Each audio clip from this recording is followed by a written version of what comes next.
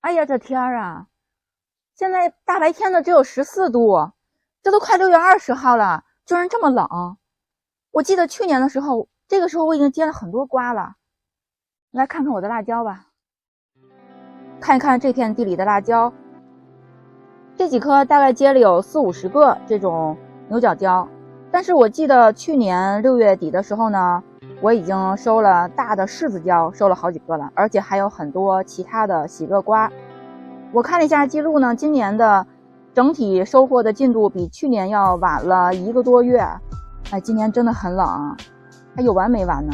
大家好，欢迎来到会生活种菜。我的频道呢是关于种菜经验分享的。如果您对种菜感兴趣的话，欢迎订阅我的频道。我记得在1个月之前呢，我出了一期关于辣椒的育苗、移栽，还有这个土壤，还有追肥这些的关于这些方面的一个视频啊。感兴趣的朋友呢，可以点击视频右上角的链接。那今天呢，这个辣椒也长起来了啊！我现在地里有2片辣椒，这有一片啊，那边还有一片啊，那边稍微移栽的晚了一点。那今天呢，主要跟大家聊一下这个辣椒的修剪。这片辣椒呢，之前跟大家介绍过啊，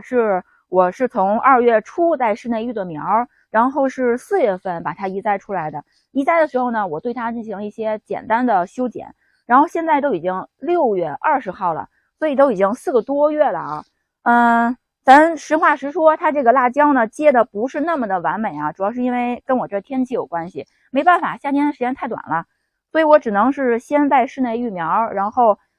育苗育都挺大了，然后移栽出来呢，然后这个天气呢，最近天气又不太给力，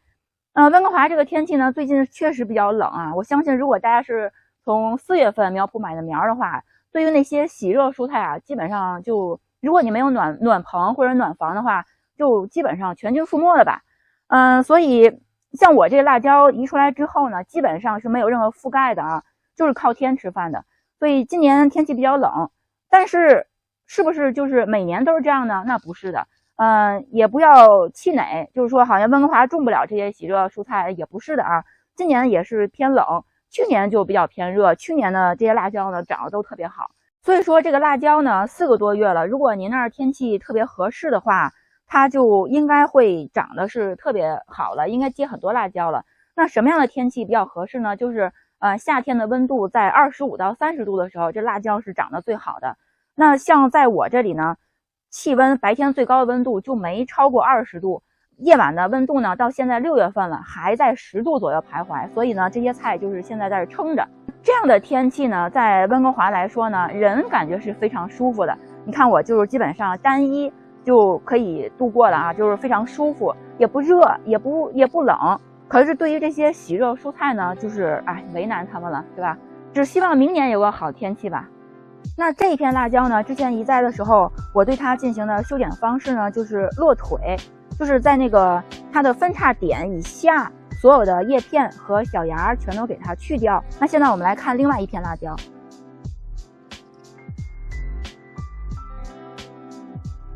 这片辣椒地，那这片辣椒地呢，比那片辣椒地种的要晚。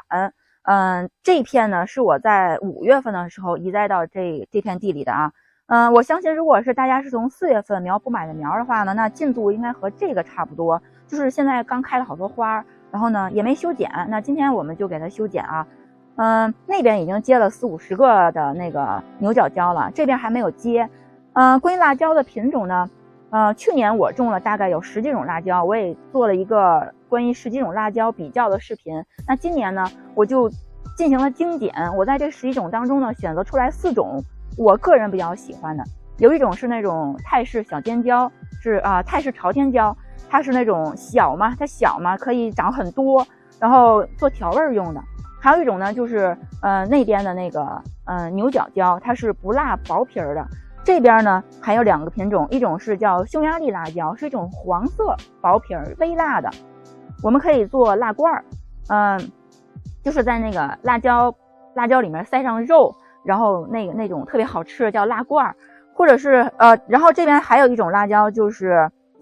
线椒也是非常受咱们华人朋友喜欢那种微辣的辣椒。首先要说呀，这个辣椒啊，如果不剪它行不行？其实不修剪它也是可以接的，对吧？我们修剪无非就是为了要提高它的一些产量。那么同其他那些喜热蔬菜一样，比如说跟西红柿啊、黄瓜呀、茄子啊都差不多，这个辣椒的修剪呢有3个基本原则。第一个就是要保持它底部的通风，这就是我上次修剪的那片辣椒，给它进行一个落腿，把底部的叶子给剪掉，让它底部通风。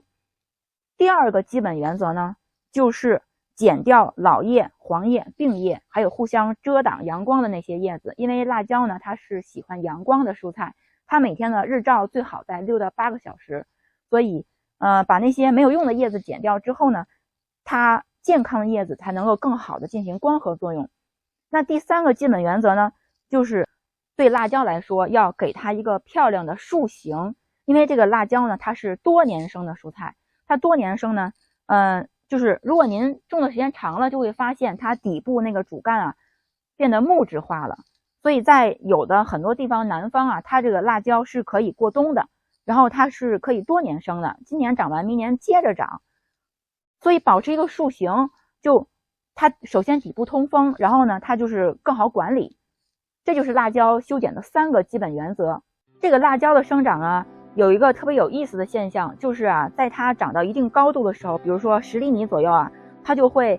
有分叉，分出2到3个叉。那分叉了之后呢，在这个叉上面再分叉，就像一个伞一样。但是在我们把这个辣椒移栽了之后呢，包括在移栽之前，在室内育苗的时候，你可能会发现它这个底部这个主干呢，有的长，有的短，那是为什么呢？首先有可能是跟品种有关系，还有一个原因呢，就是缺光照引起的徒长。这个徒长呢，不一定是只发生在室内缺光才会造成的，也不一定只发生在苗期。在把这个辣椒移栽出来之后，比如说种在了犄角旮旯缺阳光的地方，那它照样会发生后期的徒长现象，就是这个主干变长了，然后枝条也变长了，因为它要去寻找那个阳光，所以也会同样发生徒长的现象。它一旦徒长了之后呢，它就是有点生长不良了，所以呢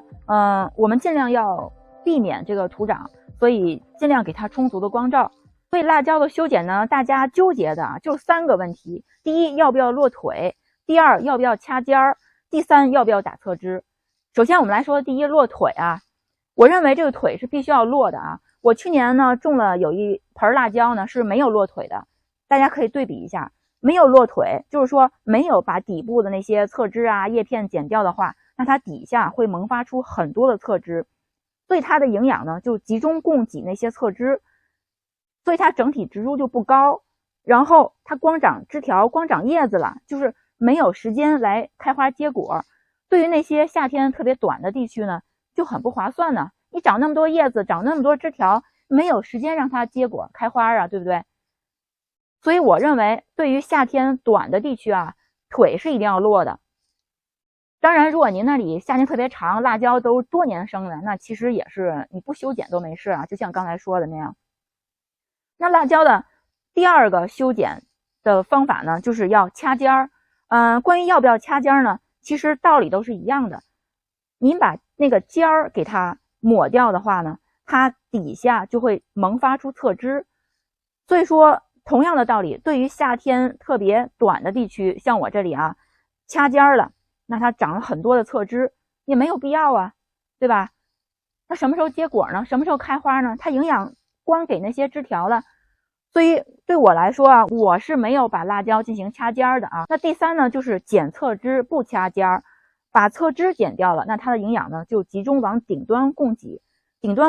然后就供给那几个主要的枝条，然后就像一个伞的骨架一样供给那几个枝条，然后把其他没有用的侧枝给剪掉，就像那个西红柿一样，把那些侧芽都给抹掉，这样呢它的才能有更多的营养来让它开花和结果。所以呢这个辣椒落腿掐尖还有剪侧枝都是根据您那个夏天的长短气温来决定的。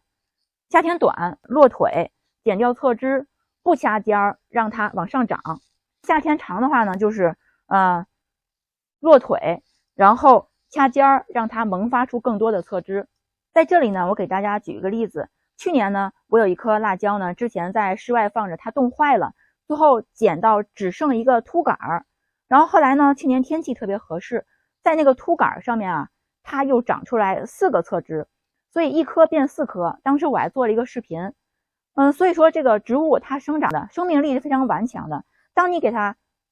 把顶端掐掉的时候呢，它就底下萌发出侧枝，哪怕你看不出来它有什么芽点啊什么的，但是它一样会长出侧枝。如果您把侧枝剪了，那它就努力的在往上长。所以这就是很多这些蔬菜植物的生长的规律都是相通的。好了，今天呢主要跟大家聊了一下这个辣椒的具体的修剪方式啊。在这个辣椒修剪上面没有一个统一的一个公式，就是您要根据您的那个天气状况还有您的辣椒品种而定。希望今年大家种的辣椒都能够大丰收啊！也希望我这里的天气呢能够尽快好起来，我会给大家贡献出更多有价值的种菜视频。好了，感谢您的收看，咱们下期再见，拜拜。